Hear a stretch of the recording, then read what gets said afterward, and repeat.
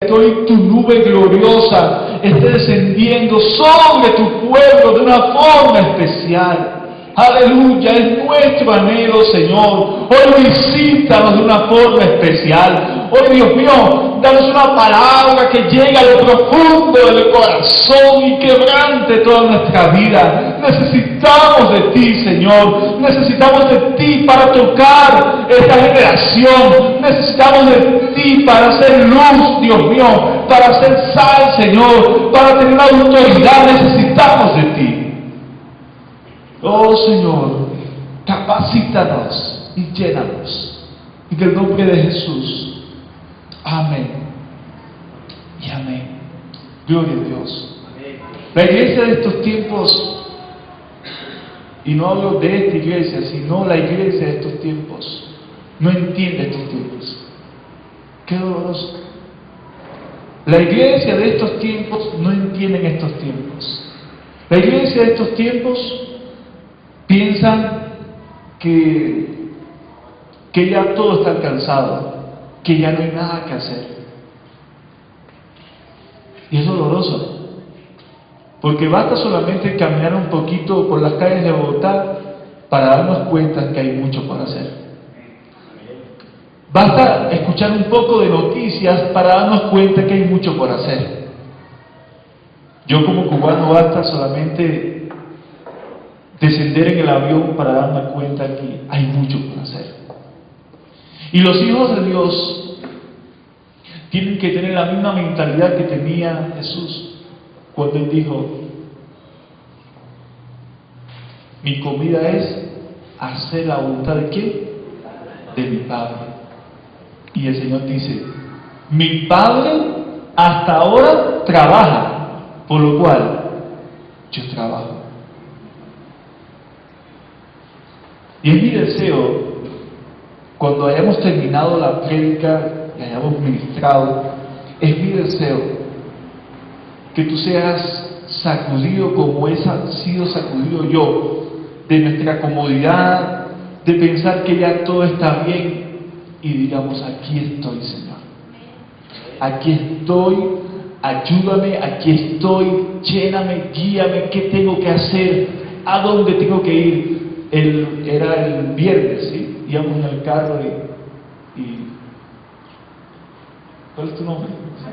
María Paula me preguntaba sobre el campo misionero.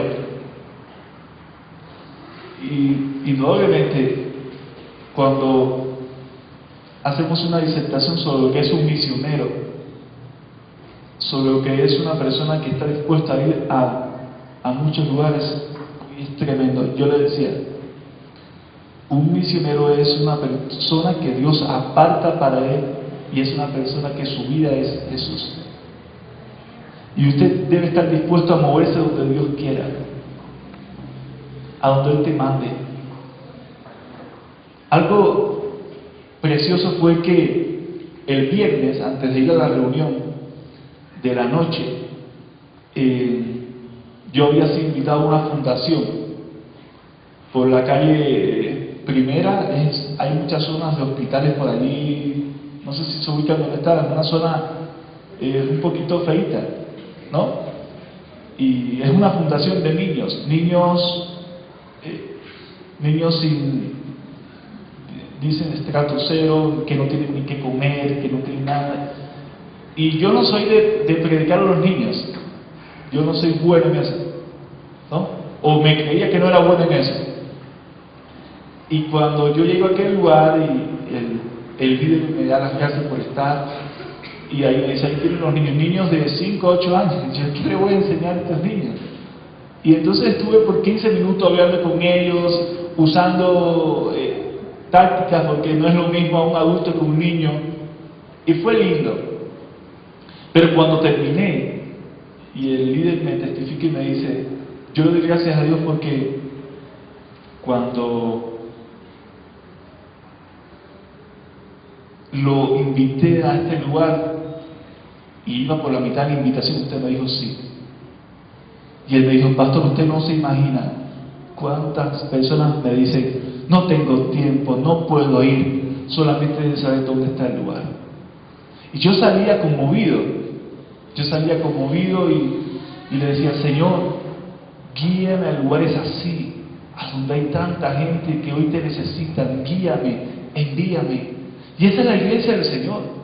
Esa es la iglesia que hoy Dios está buscando en estos tiempos. No iglesias que creen que ya lo han alcanzado todo, sino una iglesia que cree que hay mucho por conquistar. ¿Alguien dice amén? Amén. Aleluya. Yo le invito a que busquen en la palabra de Dios en el segundo libro de Reyes, capítulo 5.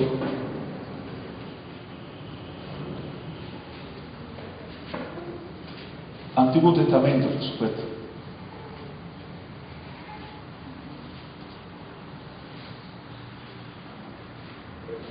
Segundo libro de Reyes, capítulo 5,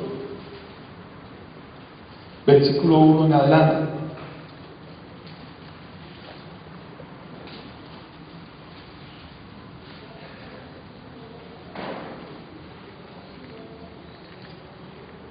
Dice así la palabra de Dios. Naamán, general del ejército del rey de Siria, era varón grande delante de su señor y lo tenía en alta estima, porque por medio de él había dado Jehová salvación a Siria. Era este hombre valeroso en extremo, pero leproso. Y de Siria habían salido bandas armadas y habían llevado cautiva de la tierra de Israel a una muchacha, la cual servía a la mujer de Naamán.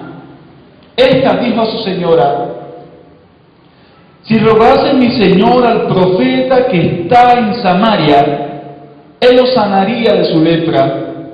Entrando Naamán a su señor, le relató diciendo: así y así ha dicho una muchacha que es de la tierra de Israel.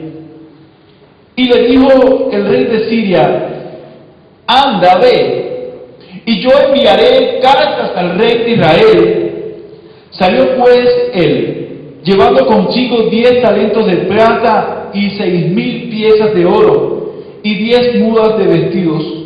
Tomó también cartas para el rey de Israel, que decía así: cuando lleguen a ti estas cartas, sabe por ellas que yo envío a ti mi siervo Naamán para que lo sanes de su lepra. Luego que el rey de Israel leyó las cartas, rasgó sus vestidos y dijo: ¿soy yo Dios que mate y dé vida para que éste envíe a mí que sana a un hombre de su lepra? Considerad ahora y ved cómo busca ocasión contra mí. Cuando Eliseo, el varón de Dios, oyó que el rey de Israel había rasgado sus vestidos, envió a decir al rey: ¿por qué has rasgado tus vestidos? Venga ahora a mí y sabrá que hay profeta. ¿En dónde? En Israel. Y paremos aquí. ¿Cuántos han leído esta historia? Yo sé que muchos de ustedes han leído esta historia y muchas veces y uno se queda emocionado porque lo que fijamos en esta historia es a partir de ahí hacia adelante, ¿sí o no? ¿Qué recordamos de esa historia? Recordamos que entonces ya Naamán está a la puerta de Eliseo y Eliseo le dice: ve y zambúllete 7 veces en el Jordán. Y el hombre endurece su corazón y dice: ¿acaso en Siria no hay ríos mucho más caudalosos con sus aguas cristalinas? Y uno de sus siervos le dice: mi señor, si le pidiera algo costoso, ¿no lo harías? ¿Qué te está pidiendo? Zambúllete en el Jordán. Y usted sigue leyendo la palabra y usted se encuentra que él llega al Jordán, se zambulle y su piel fue como la de un niño. Después, más adelante, sigues leyendo la historia, una historia muy preciosa. Él regresa y quiere, en gratitud, como que darle al profeta. Y el profeta dijo: no, yo no quiero nada. El profeta estaba bien claro: que quien lo había sanado no era él, sino era ¿quién? El Señor.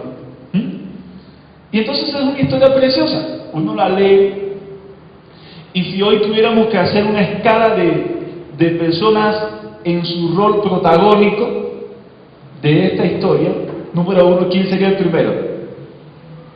El primer protagonista de esta historia, ¿quién sería? ¿Quién sería? Eliseo. Bueno, vamos a hacer las cosas correctamente. El protagonista número 1 es Dios. 2, Eliseo. ¿Quién más? Naamán. ¿Sí? ¿Quién más? La esposa. La muchacha. ¿Quién más? Los siervos. ¿Sabes cuál es el título de esta enseñanza hoy? La muchacha. Sin esa muchacha que vamos a ver hoy, Naamán no hubiese sido sanado. Pero hoy yo quiero darte esta palabra, porque esta palabra nace indudablemente de leer la Escritura. Cuando usted lee la Escritura, cuando usted ama la palabra, y usted está leyendo, Dios te da una palabra, ¡pum!, se revela a ti de una forma especial, ¿no? Y dice que estamos enfocados en Eliseo. Yo quiero ser como Eliseo, que tiene la doble unción de Elías. Yo quiero ser así. Pero cuando profundizaba en la Escritura, me daba cuenta de algunas revelaciones y una palabra de Dios para mí. Te darás cuenta cuando terminemos hoy que tú vas a decir: yo quiero ser esa muchacha o quiero ser ese muchacho. ¿Sabes por qué? Porque ser instrumentos de Dios en estos tiempos, instrumentos de los cuales Dios usará para restaurar, para sanar, para traer buenas noticias, para dar palabra de vida, yo quiero ser. ¿Alguien también? Yo quiero ser como ella. Bueno, miren, la Escritura nos habla, en primer lugar, sobre un hombre llamado Naamán, un hombre que era en gran estima delante del rey.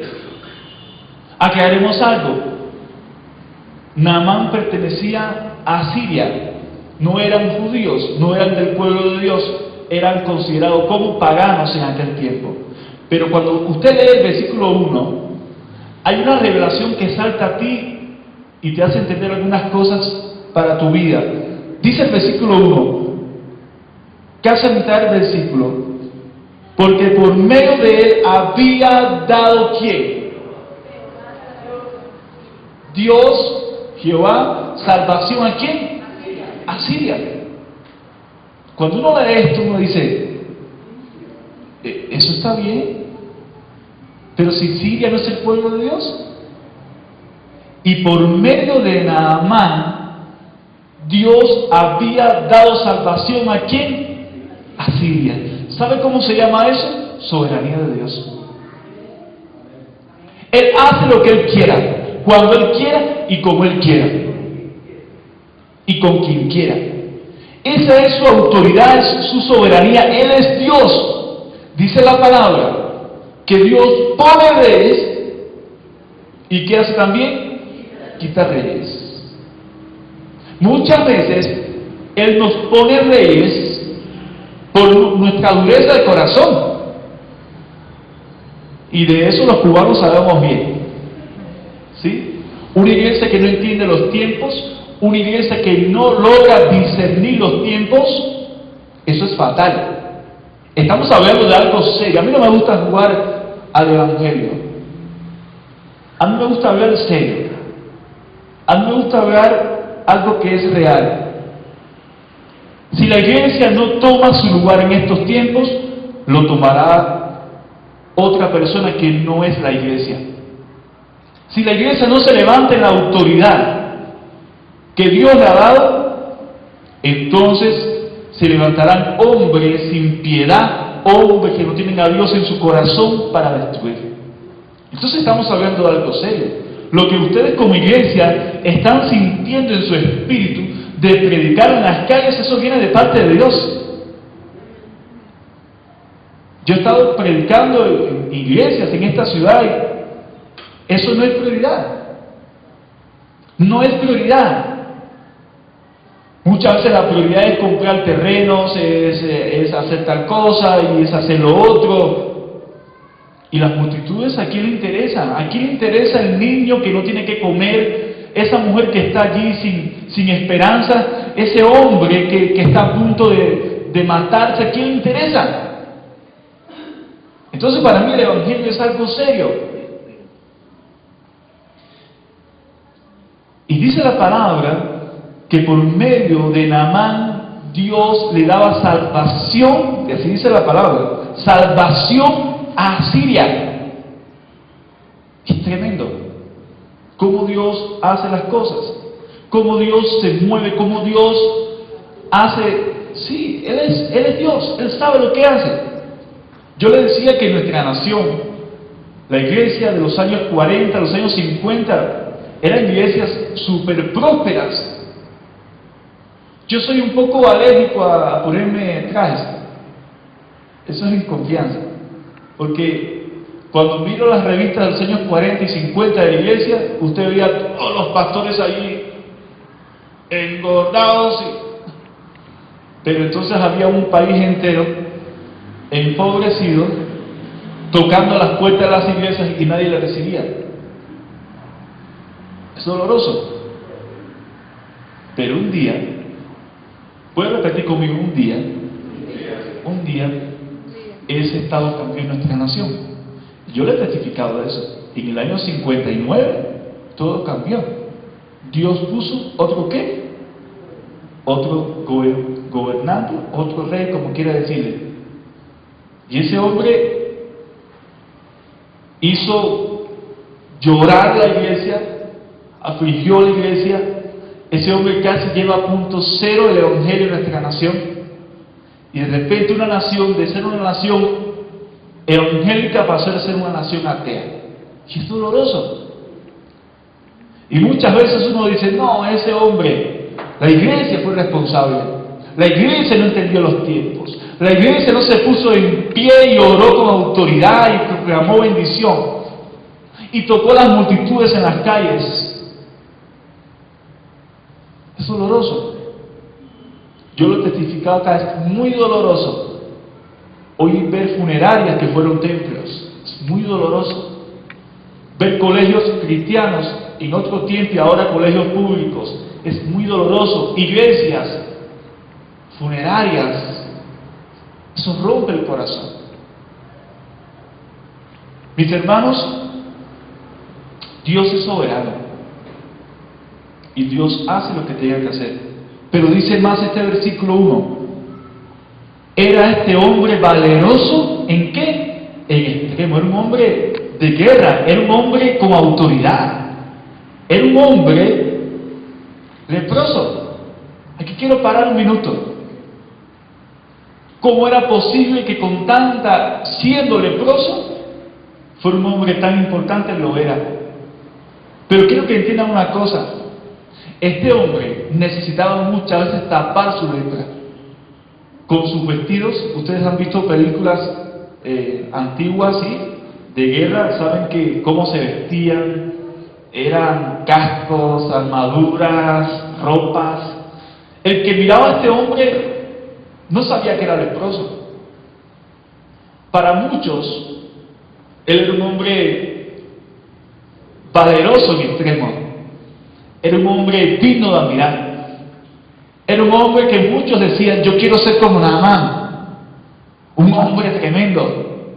Era un hombre próspero. Era un hombre seguramente tenía su esposa, seguro tenía hijos. Pero era leproso. Este hombre tenía mucha fama. Pero te pongo a pensar. Cuando este hombre llegaba a su casa y se quitaba su armadura, se quitaba su ropa y miraba su piel, ¿qué él decía? ¿Quién me quitará esta lepra? Este hombre, estoy seguro que lloraba. ¿Sabe por qué? Porque ni su dinero, ni su riqueza, ni su autoridad, ni su grandeza le podía quitar la lepra. Y ese es un dolor que hay en esta generación. Hay personas con mucha plata, hay personas muy bien posicionadas, hay personas que usted ve y usted dice no necesita nada. En una escala de 100 tiene solamente uno, porque si no tiene a Dios no tiene nada. Porque el dinero, la plata y las posesiones sin Dios de nada vale. Así estaba este hombre. Siervo muy útil, pero leproso. Ahora quiero hacer un salto en la historia. Cuando usted lee la palabra, ¿por qué tiene que entrar el versículo 2? Dice, y de Siria habían salido bandas armadas y habían llevado cautiva de la tierra de Israel a una muchacha. Déjenme preguntarle, ¿hay una niña acá? Sí. ¿Qué edad tienes? 23 añitos. ¿Tienes sueños? ¿Sueños? No tienes sueños. ¿Ni anhelos?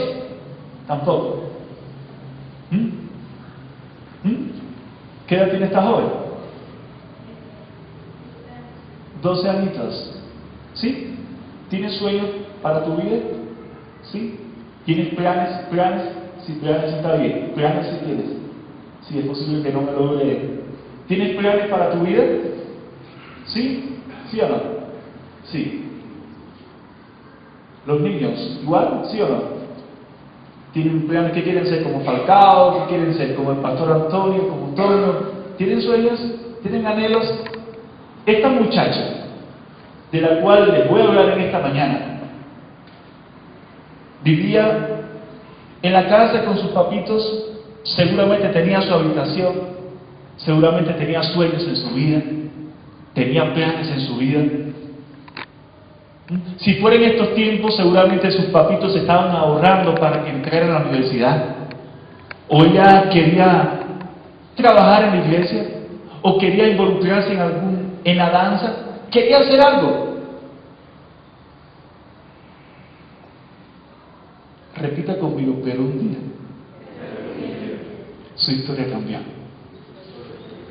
De repente un día entró una banda armada en Siria, en Israel, y le dijo a esta joven, vamos. Le dijeron, nunca más tendrás sueños, nunca más tendrás visiones, nunca más tendrás anhelos, nunca más tendrás nombre, te llamarás como muchacha, la del servicio, la del aseo. Y siendo joven la tomaron y la llevaron a Siria. Y le dijeron a la esposa de Naamán, esta muchacha, que no nos interesa su nombre, que no nos interesa su cédula, que no nos interesa quiénes son sus padres, esta muchacha, a partir de hoy, será tu esclava. Cuando usted lee esta historia y logra profundizar en la vida de esta muchacha, solo le pongo a pensar, de repente de un cuarto rosado, de una cama bien linda, pasa a un cuarto si tenía cuarto y a una cama si tenía cama. ¿Me puedes decir cómo fue la primera noche de esa muchacha siendo esclava? ¿Te has puesto a pensar en eso? ¿Cómo fue esa primera noche? ¿Cómo fue la segunda noche? ¿Por qué? ¿Qué hago acá? ¿En qué fallé? ¿Cuál fue mi error? Dios mío, ¿dónde tú estás? ¿Sería así o no? Señor, ¿cómo? Soy una niña, soy una joven. Dios mío, ¿qué hago en este lugar? Solo quiero que pienses todo lo que pudo haber pasado a esta joven. Yo quiero decir una cosa, yo sé que Colombia sabe de eso. He estado predicando en el llano, en lugares Pajariporo, en Yopal, y cuando escucho historias sobre paramilitares y guerrillas que entraban a las casas y tomaban las niñas y las mataban, las violaban, ¿Usted no se ha preguntado cómo se sintieron esas jóvenes? ¿Cómo se sintieron esos padres cuando hablamos de perdón? Yo sé qué es eso. Uno de los temas más complicados en la iglesia es hablar de perdón. A la gente le gusta hablar de avivamiento, y a mí me gusta el avivamiento. Pero cuando veamos que primeramente hay un corazón sano, uno dice, no, espérate. Hasta ahí estábamos bien, pero yo no voy a perdonar a aquel que destruyó a mi hija. Yo no voy a perdonar a aquel que me quitó mi familia. No voy a perdonar a aquel que me sacó de mi finca y me envió a Bogotá a estar, como muchas veces en las calles con carteles. Soy desplazado. Es muy difícil hablarle de perdón a esas personas. ¿Alguien dice amén? Es muy difícil. Es muy complicado. Y la iglesia de estos tiempos muchas veces trata de no tocar esos puntos. Esta muchacha, de la cual te hablo en esta mañana, pudo haber pasado los momentos más duros de su vida en ese lugar. Número uno, porque para colmo estaba en Siria, una nación extraña. Una nación también donde el lenguaje no era el mismo, donde las costumbres no eran las mismas, y donde una niña, para lo que estaba era para estar, era estar con su familia. El pueblo judío, el pueblo de Dios, cuando usted lee la Escritura se da cuenta que Dios era muy cuidadoso con la mujer, ¿sí? La mujer, cuando era joven, estaba bajo la cobertura ¿de quién? De sus padres. Y cuando se casa, bajo la cobertura ¿de quién? De su esposo. Cuando se llevan esta joven, se rompe todo eso. Ella la sacaron de su casa, no estaba ni bajo cobertura ni de sus padres, ni de su esposo. Yo cuando pienso en esto, mi corazón a mí me duele. Cuando uno ve esto, el corazón de uno dice, Dios, líbranos. Yo sé que muchos de ustedes pueden tener historias parecidas, historias duras, historias difíciles, historias que uno dice, no entiendo por qué pasó esta circunstancia, no entiendo por qué pasó eso. Ahora, indudablemente, y no me dice el tiempo, esta joven tuvo su proceso. Indudablemente los padres de esta joven le habían dado una enseñanza, le habían enseñado la palabra, le habían enseñado bien. Y esta joven, en medio de su proceso, ella sanó su corazón. Les ayuda a entender un poquito. ¿Cuántos saben los conflictos que hay en Venezuela hoy en día? ¿Sí o no? ¿No han escuchado que muchas veces dicen, no, que Cuba, que el gobierno de Cuba? ¿Lo han escuchado? Y es cierto, la seguridad cubana y el gobierno cubano trata de infiltrar en todas estas cosas. Pero no el pueblo cubano. Usted va y a la gente no le interesa la política. Ahora, en Cuba, los médicos, cuando terminan su carrera, sus 5 años, los envían de misión a Venezuela. Son niños de 22, 23 años. Niños que se han dedicado a estudiar. Cuando llegan a aquel lugar, ojo con esto, ellos van a trabajar, pero como el pueblo venezolano está así contra los cubanos y contra el gobierno, y de repente ve a un cubano, en ese cubano, ¿qué hacen? Rechazan o echan todo su odio. Y entonces se puede encontrar que un niño cubano tenga que pagar por culpa de hombres, obviamente del gobierno, diabólicos que están haciendo daño. Esta joven, esta muchacha, cuando miraba a cada sirio, ¿qué estaba mirando en ellos? Estaba mirando la banda armada que un día los sacó de su casa. ¿Sí o no? Y si su corazón estuviera herido, ya lo que quisiera era que todos los sirios fueran destruidos. Pero no me dice eso la palabra. Dice la palabra en el versículo 3. Y esta muchacha dijo a su señora: